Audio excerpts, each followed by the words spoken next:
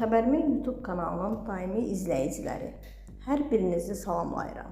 Kanala abunə olub, videoları bəyənməyi unutmayın.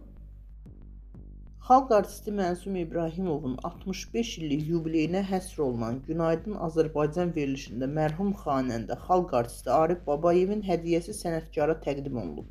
Proqramın aparıcısı Xoşqədəm Hidayətçisi bildirib ki, Arif Babayev həmin hədiyyəni həmkarına çoxdan vermək istəyib. Lakin bu mümkün olmayıb.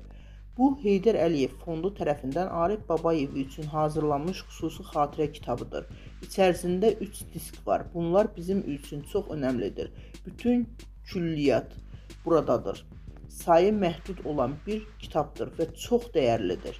Bu mənim üçün əvəzsiz bir hədiyyədir. Allah Arif müəllimin ruhunu şad etsin. Qeyd edək ki, Arif Babayevin 70 illik yubileyinə həsr olunan xatirə kitabı 2008-ci ildə nəşr olunub.